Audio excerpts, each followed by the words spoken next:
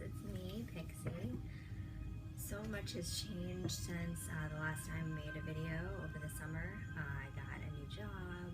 I've just been really refocusing on bringing more self-love into my own personal space. As you can see, I have created a new altar space in my home.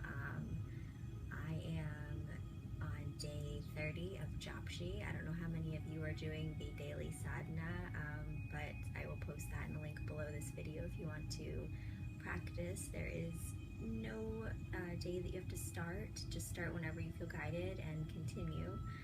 Japji is an amazing practice that has awakened me to really begin and end my day with self-love, self-preservation, and tuning into what it is my purpose. And as I read the lines, that because every single line in the mantra is different, I get to know that we are all intricately connected. So I'm not going to go into that too much because I don't really want this to be a huge video about Japji. What I wanted to do today is to talk a little bit about what is the Pixi Yogi, because I know some of you are like, well, what does that mean? Or I know that some of you call you Pixie and some of you call you Stephanie. Stephanie is my birth name, but a lot of people call me Pixie. The Pixi Yogi is honestly taking magic and putting it inside of yoga. I infuse magic into your practice. And I'm going to kind of, over the course of the next few weeks, once a week, I'm going to try to make a video where I can show you how to do that, how to bring different elements of magic and infuse it into your yoga practice. And I'm going to start making little creations, and if you're wanting to do that, selling them to you or giving them to you in some format. But let's just start with a simple way to do that today. So one of the ways I wanted to invite you to infuse some magic into your practice was first a yoga technique, a breathing technique. So I don't know how many of you get real stressed out, you're at work and your shoulders are aching, or you've been staring at a computer too long and you're just like, okay, I don't have any time to get up, I don't have any time to stretch, but I do have time to breathe.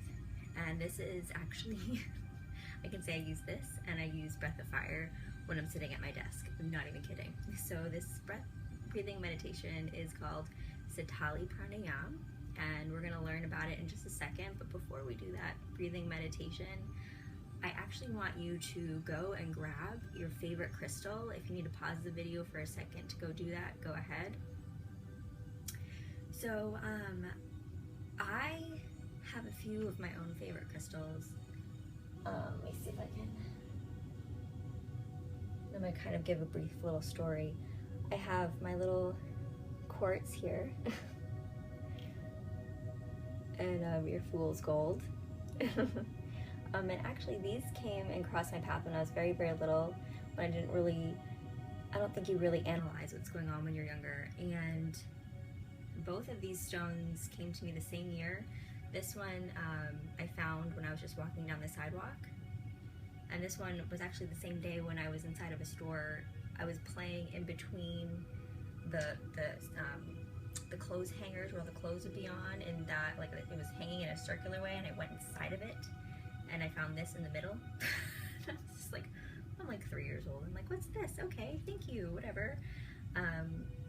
But as I've grown older and I've done meditations with them, I realized those were my guides telling me, like, we're here for you. We know you're young, we know you're on this journey, but we're here for you.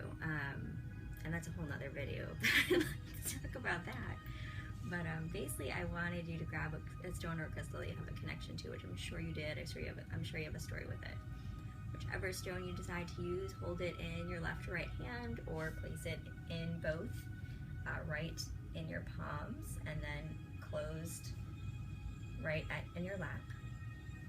And we're going to take the energy that we cultivate, whether it's peace, whether it's love, whatever it is you're wanting to cultivate with this practice.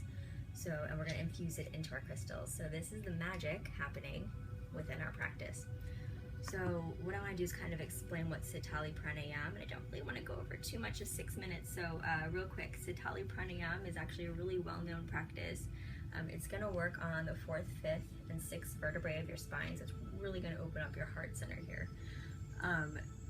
it can regulate the sexual and digestive energy, and it is often used for lowering fevers, but it really tends to detoxify the entire body and to really bring a calmness, a sereneness to your space. It cools down any anger you're feeling. It brings less anxiety to your system. And so while you're breathing, just start to see that white light infusing your entire body with peace and tranquility, and take that energy and infuse it into your crystal. And any time that you're feeling that anxiousness or that stress at work, take the crystal out, hold on to it. You can use the breath if you want to, or you can just hold on to the crystal, okay? So I'm gonna quickly teach you the breath, and you can practice after the video if you'd like to. What you're gonna do is take your tongue and stick it out of your mouth and roll it. If you can't do that, it's okay, it's just genetics. So if you can't do that, it's okay, remember. You can go like this instead. Okay, so you're gonna inhale through your tongue or through your circled mouth, just like a straw, and then you're gonna exhale through your nose. So let me show you.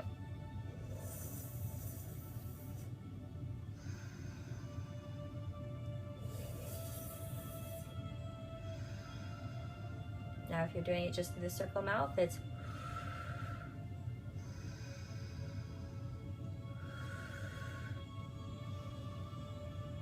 so just close your eyes for a few moments, try that breath, let your shoulders relax, let your whole body cool down, and infuse your crystal with this tranquil energy and bring it with you wherever you need to go.